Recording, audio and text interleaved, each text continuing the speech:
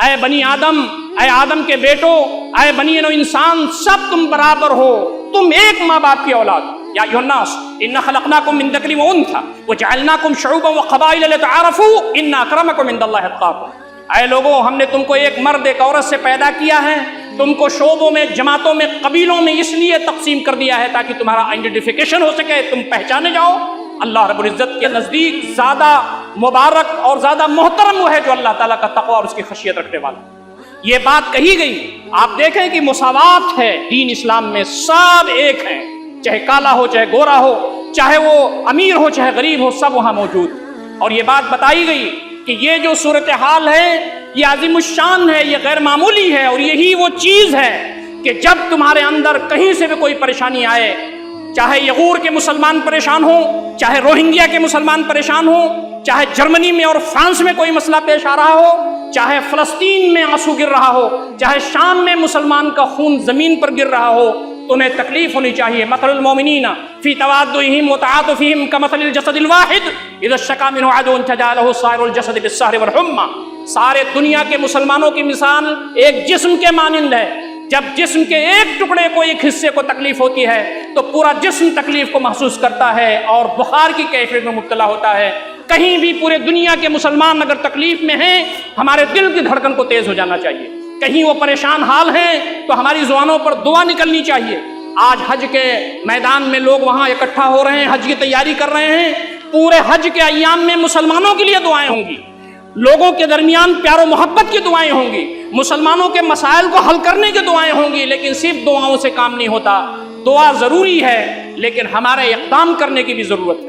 اپنے درمیان سے نفرتیں ختم کیجئے، دیوبندی بریلوی کا جھگڑا ختم کیجئے، ہر مسلمان کو گلے سے لگائیے، ہر مسلمان کو اپنے سے اچھا مسلمان سمجھیے۔ امت مسلمہ کے مسائل ہندوستان میں کم نہیں ہیں، اور ہندوستان کے اندر وہ مسائل جو امت مسلمہ کی حیثیت سے ہمارے اوپر آتے ہیں کہ یہاں پر اللہ تعالیٰ کے دین کو پھیلانے کا، اللہ تعالیٰ کا پیغام بندگان خدا تک پیش کرنے کا، سارے انسانوں کے مسائل کو الہی تعلیمات کی روشنی میں حل کرنے کا، وہ غیر معمولی ہے۔ ہمارے پاس لڑنے اور جھگڑنے کا ٹائم کہاں ہے؟ یہ امت مسلمہ کا وہ آفاقی پیغام۔ دوستو، نمازیں تو آدمی پڑھ لیتا ہے، روزے تو رکھ لیتا ہے، عبادات تو کر لیتا ہے، نبی اکرم صلی اللہ علیہ وسلم کا خطبہ حجۃ الوداع، اس کا 99% جو کانٹینٹ ہے، مشتملات ہے، وہ بتاتا ہے کہ لوگوں آپس میں نہ لڑو، آپس میں خون نہ بہاؤ، ایک دوسرے کی عزتوں کا خیال کرو، عورتوں کے ساتھ اچھا برتاؤ کرو، غلاموں کے ساتھ برتاؤ کرو، تم ایک دوسرے کے حقوق کو پامال نہ کرو۔ یہ ہے نبی اکرم صلی اللہ علیہ وسلم کا خطبہ حجۃ الوداع۔ آپ نے یہ نہیں کہا کہ تہجد کی نماز پڑھنا، خطبہ حجۃ الوداع میں تہجد نہیں ملے گا آپ کو، خطبہ حجۃ الوداع میں نفلی نمازیں نہیں ملیں گی، خطبہ حجۃ الوداع میں تسبیحات، تحلیلات، تکبیرات، تحمیدات نہیں ملیں گی۔ خطبہ حجۃ الوداع میں نبی اکرم صلی اللہ علیہ وسلم فرماتے ہیں، اے میرے لوگو، ان دماءکم واموالکم واعراضکم حرام علیکم کحرمۃ یومکم ھذا۔ تمہارا جو خون ہے وہ تمہارے اوپر حرام ہے، تمہارے جو مال ہے تمہارے اوپر حرام ہے، تمہاری جو عزتیں ہیں وہ تمہارے اوپر حرام ہے، جیسے آج کا یہ دن تمہارے اوپر حرام ہے۔ دوستوں اور ساتھیوں، نبی اکرم صلی اللہ علیہ وسلم نے جاتے جاتے اس امت کو نصیحت کی ہے کہ تمہارا خون نہیں بہنا چاہیے۔ نبی اکرم صلی اللہ علیہ وسلم نے بتایا کہ اس کی حرمت کیا ہے، تمہارا جو خون ہے، تمہاری جو عزت ہے، تمہارا جو مال ہے وہ محفوظ ہونا چاہیے۔